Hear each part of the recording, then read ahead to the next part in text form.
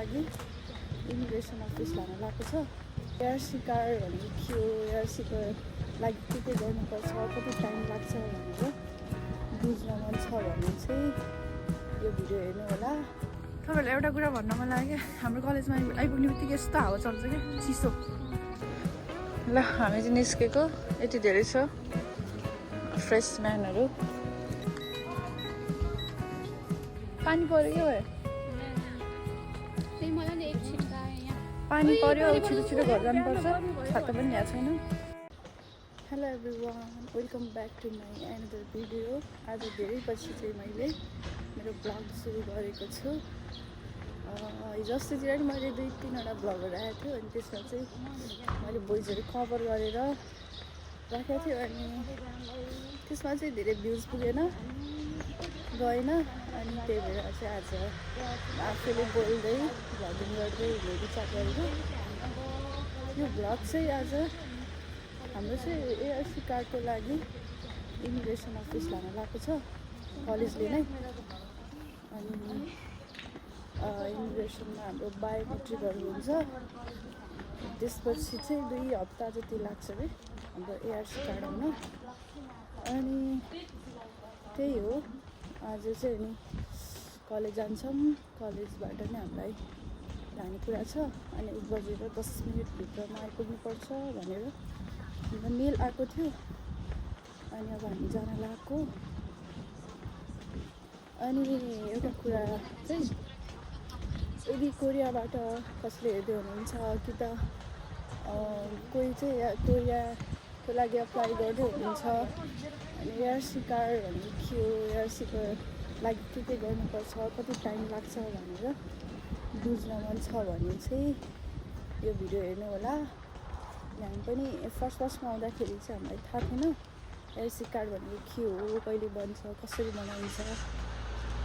अनि त्यही हो, एआरसीको लागि चाहिँ इन्फर्मेसनहरू दिँदै जानेछौँ, हेर्दै गर्नु होला। 11:48 भइसक्यो हाम्रो चाहिँ। अनि के होला है हाम्रो कलेजमा चाहिँ कति टाइम लाग्छ भनेर एक्ज्याक्ट टाइम हुँदैन, गाडी अनुसार हुन्छ। गाडी चेन्ज नगरी गयो भने चाहिँ त्यही 45 मिनट जति लाग्छ। अनि यदि गाडी चेन्ज गरेर गयो भने ट्याक गाडी भेटायो भने, ट्रान्सफर गर्ने गाडी भेटायो भने चाहिँ त्यस्तै 30 मिनटमा पुगिन्छ। गाह्रो छ गाडी, कहिले एउटा गाडी छुट्यो भने चाहिँ 20 मिनट 18 मिनट त्यस्तो पुग्नुपर्छ। त्यसले गर्दा कलेजलाई लेट हुन्छ। अनि हामी चाहिँ सधैँ 1.5 घन्टा अगाडि नै रेडी भएर जाने गरेको छौँ। अनि एटेन्डेन्स केही गरी छुट्यो भने गाह्रो हुन्छ हामीलाई, त्यसैले पढ्न नआए पनि एटेन्डेन्स त पुऱ्याउनै पर्यो। एटेन्डेन्सको पनि धेरै ठुलो हात हुन्छ। यहाँ चाहिँ नेपालमा चाहिँ अब पढाइअनुसारको पढाइमा भर पर्थ्यो, तर यहाँ चाहिँ एटेन्डेन्सको धेरै रोल हुन्छ भनौँ, त्यही बुझ्नु होला। मसँग जोडिँदै रहनु होला गाइजहरू, अनि के म देखाउँछु, हेर्दै जानु होला। मैले देखेको, मैले जानेको जति चिजहरू चाहिँ म तपाईँहरूलाई यो भ्लगमा चाहिँ राख्दै गर्नेछु। हामी चाहिँ गाडीको वेटिङमा हो। हामी चाहिँ सधैँ यहीँ नै अब कति वर्ष बस्छौँ होइन यो ठाउँमा बस्छौँ चाहिँ। हामी यही स्टेसनमा बसेर गाडी कुर्नुपर्छ। हामी चाहिँ 58मा जाने हो। अनि 5 बुन भनेर लेखेको छ, 5 मिनटमा चाहिँ यो गाडी आइपुग्छ। अनि त्यो गइहाल्यो नि। त्यो 82 पनि त्यतिमै छ। 82को लागि चाहिँ गाडी चेन्ज गर्नुपर्छ, ट्रान्सफर हुन्छ यहाँको। अनि 58मा चाहिँ आनन्दले सुतेर जान पाइन्छ, किन भन्दाखेरि 45 मिनट लाग्छ नि त, स्टेसनहरू धेरै छ, बिस्तारै लाग्छ। अनि त्यही भएर सुती जान पाइन्छ। अनि कलेजसम्म पुग्दा चाहिँ हामी मात्रै हुन्छ क्या, हामी 3 जना, अनि कहिले काहीँ 1-2 जना हुन्छ। त्यसपछि गाडी सबै खाली हाम्रै हो भने नै हुन्छ त्यो टाइममा चाहिँ। म चाहिँ गाडी चढिसकेँ। गाडी एकदम धेरै टाइमसम्म रोक्छ। नेपालमा चाहिँ ट्राफिक लाइट नभए पनि जाम हुन्छ नि त, यता चाहिँ ट्राफिक लाइटले जाम जस्तै गराउँछ कि, त्यही ढिला पुग्छ। ठाउँमा स्टेसन हुन्छ, अनि स्टेसन चाहिँ 1 मिनट हिँडेर 1 मिनट 1.5 मिनट जस्तोमा स्टेसन हुन्छ। त्यसले गर्दा चाहिँ नेपालको राम्रो यताको ट्राफिकहरू त्यस्तै 이번 정류장은 서산역입니다. 다음 정류장은 सुत्दै जाने हो। 차가 정류장을 완전히 정차하고 자리에서 일어나 탈퇴해 주십시오. कलेजमा भेटौँ है त। ल हामी चाहिँ 45 मिनटपछि कलेजमा आइपुगेको छौँ। अनि अब हामी सिधै मलाई बोलाएको बिल्डिङमा जानेछौँ। अनि त्यसपछि चाहिँ के हुन्छ त्यहीँ गएपछि थाहा हुन्छ। हाम्रो कलेजमा चाहिँ फुलहरू फुल्न थालिसक्यो कलेजमा अब यतातिर।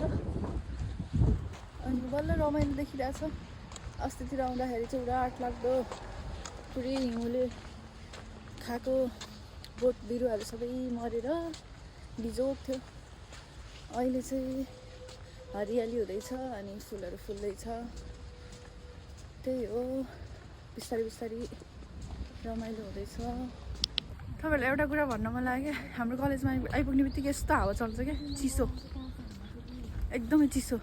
किनभने समुद्रको नजिक हाम्रो 1 मिनट जति हिँड्यो भने चाहिँ समुद्र भनौँ न आइपुग्छ। त्यही भएर एकदमै चिसो छ क्या। दाजु के भरे हुँदैन। उता अघिसम्म ठिक्क थियो होइन, गर्मी गर्मी बनाइरहेको थियो। अहिले हेर्नु नि कपालहरू उडाइरहेछ। यस्तो छ हाम्रो हावा चलेर गाह्रो छ। कपडा लाउन पनि मिल्दैन, गर्मी हुन्छ भनेर कपडा लगायो भने जाडो हुन्छ, जाडो हुन्छ भने कपडा लगायो भने गर्मी हुन्छ। अनि हाम्रो धेरै जस्तो क्लास चाहिँ हामी फर्स्ट सेमिस्टरको क्लास चाहिँ यसमा हुन्छ, सोनाज बिल्डिङ। यसमा चाहिँ हाम्रो धेरै जस्तो क्लासहरू चाहिँ यही बिल्डिङमा हुन्छ।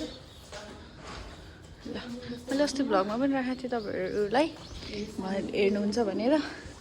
आया त्यो ढोका पनि ढकानै सक्दैन। हामी वेट गर्ने ठाउँ अनि पानी। हाम्रो कलेज चाहिँ सुनसान छ।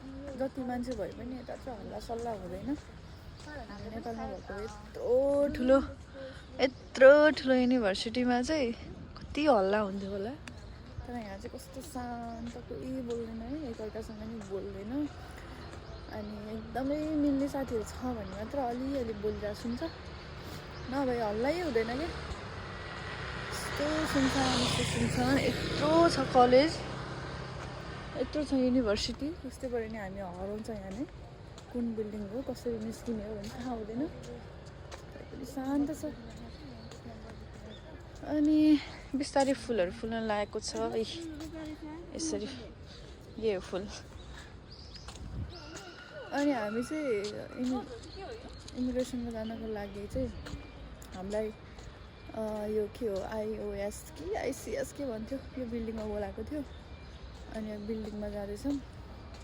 1:10 पनि हुन लाग्यो। त्यही भएर अब टाइममा आइज भनेपछि टाइममा त जानै पर्यो। यो बिल्डिङमा चाहिँ हामी जान्छौँ। त्यसपछि यहाँबाट हामी इमिग्रेसन अफिस जान्छौँ। त्यसपछि 2 हप्तापछि हाम्रो हातमा एआरसी कार्ड। हामीलाई चाहिँ यता वेट गर्न भनेर भनेको छ। यता बसेर वेट गर्नेछौँ हामी।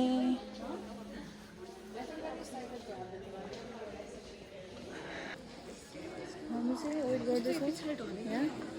अनि हामीले यहाँ वेट गर्न भनेर भनेकोले बसिरहेको। कतिखेर लान्छ थाहा छैन, जतिखेर लान्छ त्यतिखेर देखाउँछु। ल हामी चाहिँ निस्केको यति धेरै छ। फ्रेसम्यानहरू सबैजना बायोमेट्रिकको लागि। हाम्रो चाहिँ ग्रुपमै गरे हुँदो रहेछ क्या, ग्रुपमै अप्लाई गरेको के हुँदो रहेछ। अनि हामीलाई ग्रुपमै लान्छ एकै दिन पारेर। अब हामी सिधै इमिग्रेसन उसमा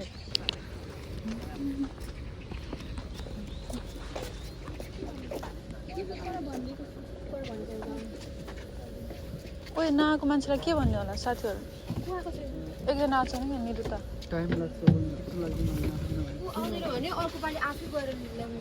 न सिधै जान्छ कि है।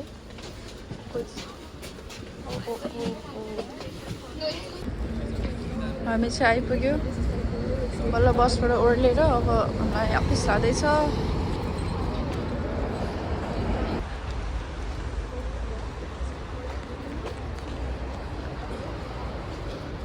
यही हो इमिग्रेसनको अफिस भन्ने हामीलाई लागिरहेछ।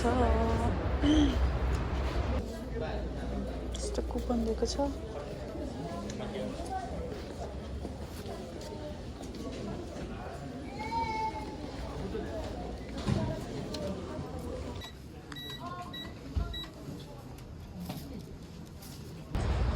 हाम्रो चाहिँ बायोमेट्रिक भइसक्यो। हाम्रो चाहिँ हामी बसमा गएर बस्छौँ।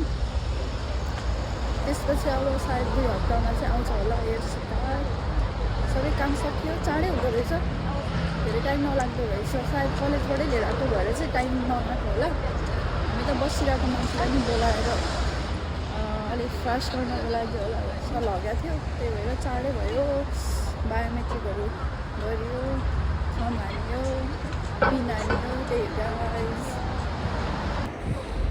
फेरि पनि हामी बसमा जानेछौँ नि बस्नेछौँ। सायद कलेजै लान्छ होला।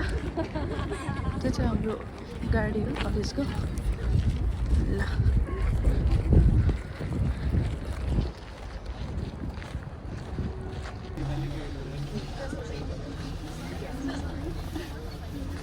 लाग्यो हामी फेरि पनि कलेजतिर।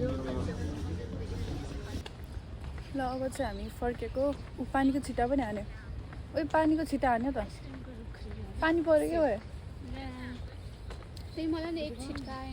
पानी पऱ्यो। छिटो छिटो घर जानुपर्छ। छाता पनि ल्याएको छैन। यताको चाहिँ मौसमको भर छैन। एकछिनमै पानी पर्छ, एकछिनमै घाम लाग्छ, एकछिनमै हिउँ पर्छ। अब चाहिँ हामी घर जान्छौँ। अब सबै काम भइहाल्यो। एयरसी कार्ड आएन भने चाहिँ एकदम गाह्रो छ क्या यता। एयरसी कार्ड बिना हामीले अब रिचार्जहरू गर्दाखेरि के हुन्छ नि, के भन्छ त्यसलाई, सिमहरू नेपालमा चाहिँ नर्मली आफ्नै मर्जी हुन्छ। यता चाहिँ एयरसी कार्ड बिना चाहिँ सिमहरू किन्यो भने नि महँगो छ। अनि सिममा हामीले त्यो रिचार्ज गर्दा पनि एकदम धेरै महँगो हुन्छ कि। त्यही भएर रिचार्ज कार्डहरू हाल्नको लागि भए पनि हामीले चाहिँ एयरसी आउनै जरुरी थियो। हामीले खुलिरहेको छ। अब चाहिँ हामी घर जान्छौँ। ल साथीहरू, मेरो भ्लग चाहिँ आजलाई यति नै। मेरो भ्लग चाहिँ एयरसी सम्बन्धित थियो। अनि धेरै धन्यवाद हेरेर माया गरिदिनु भएकोमा, यतिन्जेल मेरो भिडियोलाई हेरेर साथ दिनुभएकोमा। अनि जो जति नयाँ हुनुहुन्छ मेरो युट्युब च्यानललाई लाइक गर्नुहोला, सब्सक्राइब गर्नुहोला, अनि सेयर गर्नुहोला।